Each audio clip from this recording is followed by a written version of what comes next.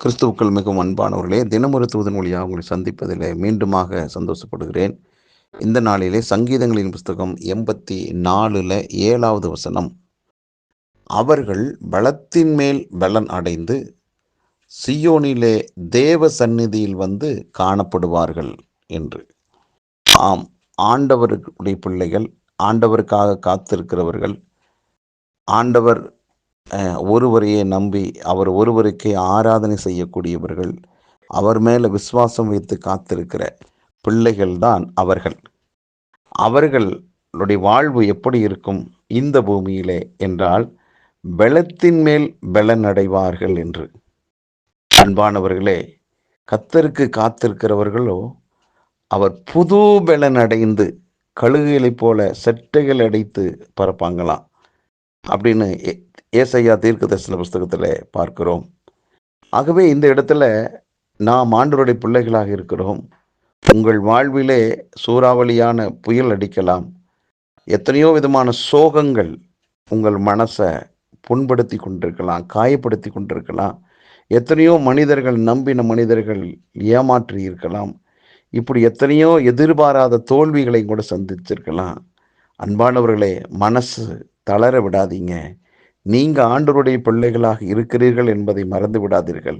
தேவனுடைய பிள்ளைகளுடைய வாழ்க்கை எப்படி இருக்கும் என்று இந்த வசனம் சொல்லுகிறது, அவர்கள் பலத்தின் மேல் பலனடைவார்கள் என்று. ஆகவே உங்களுக்கு இன்றைக்கு நேரிட்ட அந்த சோகமயமான காரியங்கள் அது நிரந்தரமல்ல.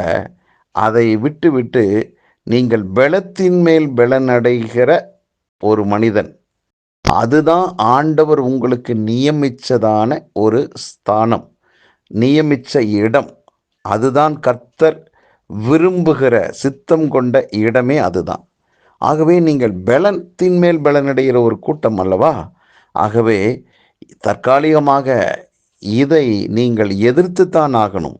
எது உங்களை பலவீனப்படுத்துகிறதோ, சஞ்சலப்படுத்துகிறதோ, வேதனைப்படுத்துகிறதோ அதை நிராகரியுங்கள்.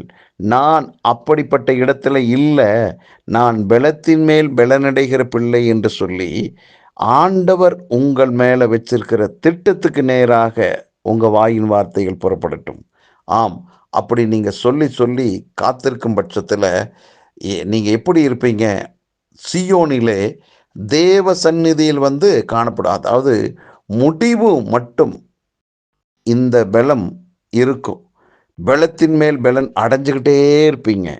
ஆகவே எந்த சூழ்நிலையும் உங்களை மூழ்கடிக்காது, நம்புங்கள். எந்த கவலையாக இருக்கட்டும், எந்த போராட்டமாக இருக்கட்டும், நீங்கள் மட்டும் சொல்லுங்க, நான் பலத்தின் மேல் தான் பலன் அடைவேனே ஒழிய நான் கூனி குறுகி போகவே மாட்டேன், இது தேவனுடைய சித்தம் அல்ல என்று சொல்லுங்கள். சொல்ல அப்போ தான் நீங்கள் சத்தியத்தின் பாதையில் நடத்தப்படுறீங்க என்ற அர்த்தம். ஆகவே சத்தியத்தை விட்டு, தேவனுடைய சித்தத்தை விட்டு விலகும்போது தானே நமக்கு பலவீனம், போராட்டங்கள். ஆகவே மனம் தளராதீர்கள்.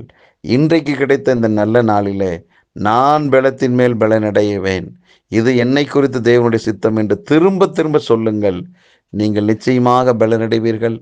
உங்களுக்குன்னு நியமிக்கப்பட்ட அந்த பாதையில், உங்களுக்கென்று வைத்திருக்கிற அந்த இலக்கை நீங்கள் அடைவீர்கள். உங்களுடைய பயணம் பாதியிலே நிற்காது. எதற்காக தேவன் உங்களை முன்குறிச்சாரோ அந்த இலக்கை நீங்கள் அடைவீர்கள். ஏனென்றால் கர்த்தர் கொடுத்த பலத்தின் மேல் பலன் அந்த இடத்துக்கு உங்களை கொண்டு செல்லும். ஆகவே பயப்படாதீர்கள். இந்த நாளிலே கர்த்தரை மையப்படுத்துங்க. நல்ல பிதாவே, இந்த நல்ல வேலைக்காக நன்றி. எங்களை குறித்து உங்களுடைய சித்தம் நாங்கள் பலத்தின் மேல் பலனடைவதே. ஆகவே அப்படிப்பட்ட ஒரு நல்ல உயர்ந்த இடத்துக்கு அழைத்து செல்லவே நீர் எங்களுக்கு அந்த பலத்தை கொடுக்கிறீர். இதை கேட்டுக்கொண்டிருக்கிற எல்லாருடைய வாழ்விலும் தடைகள் மாறட்டும். நியமிக்கப்பட்ட பாதையிலே பிள்ளைகள் வந்து ஓடட்டும். அந்த இலக்கை அடைவார்களாக. ஒவ்வொருவரையும் வாழ்த்தி ஆசீர்வதிக்கிறேன். இயேசு கிறிஸ்துவின் நாமத்தை ஜெபிக்கிற நல்ல பிதாவே, ஆமென்.